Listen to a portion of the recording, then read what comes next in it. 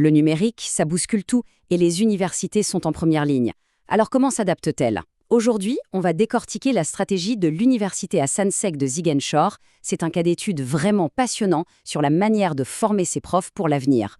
La vraie question aujourd'hui, ce n'est plus si les universités doivent changer, mais plutôt comment elles le font. Au-delà des grands discours, quelles sont les actions concrètes mises en place? C'est justement ce qu'on va examiner à travers cet exemple précis. Et attention, ce n'est pas juste un phénomène local. Partout dans le monde, la salle de classe traditionnelle est en pleine révolution. Que ce soit par choix ou par nécessité, tout l'enseignement supérieur bascule vers des modèles à distance ou hybrides. C'est un véritable changement de paradigme.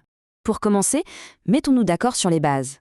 Le téléenseignement, c'est assez simple à comprendre. Le cours a lieu, mais le prof et les étudiants ne sont pas au même endroit. C'est le principe de l'apprentissage à distance. Mais là où ça devient intéressant, c'est avec le modèle hybride. L'idée, c'est de garder le meilleur des deux mondes, le contact humain de la classe traditionnelle et la flexibilité du numérique. C'est super, mais c'est aussi un vrai casse-tête organisé pour les universités. Alors justement, comment on s'attaque à ce casse-tête? Pour ça, rien de tel qu'un cas concret. On va donc plonger au cœur de l'université à Sansec de Ziguinchor, l'UAIZ, pour voir comment elle a décidé de prendre le taureau par les cornes.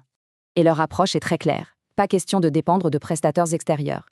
L'USAZ a décidé de tout miser sur ses propres forces. L'objectif, c'est que les enseignants deviennent eux-mêmes les producteurs de leur savoir numérique.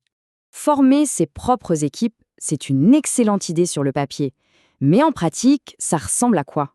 Allez, on ouvre la porte de ce fameux laboratoire de compétences pour voir ce qu'il y a au menu. Le premier truc qui frappe, c'est la durée.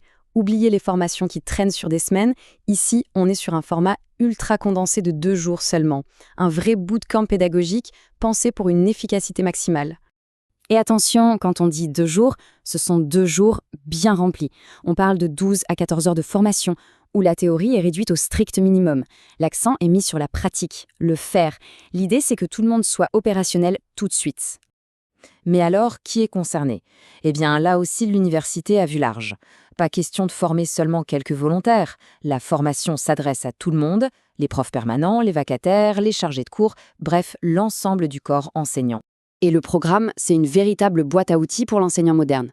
On commence par un peu de théorie sur la pédagogie audiovisuelle, puis très vite, on met les mains dans le cambouis. Montage vidéo, traitement du son, pour finir par le plus important. Comment intégrer tout ça dans un cours qui tient la route? Bon, c'est bien de maîtriser de nouveaux outils. Mais pourquoi faire? Quel est le but final derrière tout ça? On va maintenant s'intéresser à l'impact que cette formation est censée avoir, à la fois pour les profs et pour l'université. Le mot-clé, le voici. Autonomie. L'idée, ce n'est pas de transformer les profs en techniciens vidéo, mais bien en créateurs. L'objectif final, c'est que chaque enseignant puisse produire, seul, des petites capsules vidéo de qualité, parfaitement adaptées à sa matière. Et évidemment, ces nouvelles vidéos ne sont pas destinées à rester sur un disque dur. L'étape finale, c'est la diffusion. Chaque capsule pédagogique est pensée pour être mise en ligne sur la plateforme officielle de l'université, Moodle, et partagée avec tous les étudiants. La boucle est bouclée. On voit donc que c'est une initiative vraiment bien pensée, de A à Z. Mais est-ce que c'est juste une bonne idée ponctuelle, ou est-ce que ça révèle une vision à plus long terme? Prenons un peu de recul pour analyser la portée stratégique de tout ça. Eh bien, la réponse de l'université elle-même est très claire.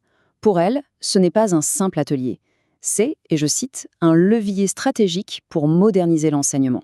Autrement dit, c'est une pièce maîtresse de son développement pour les années à venir. L'exemple de l'UAZ est vraiment inspirant.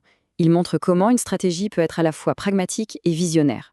Mais bien sûr, la technologie et la pédagogie évoluent à une vitesse folle, ce qui nous amène à la question finale. Après la vidéo, après l'hybride, quelle sera la prochaine révolution qui transformera notre façon d'apprendre? Le débat est ouvert.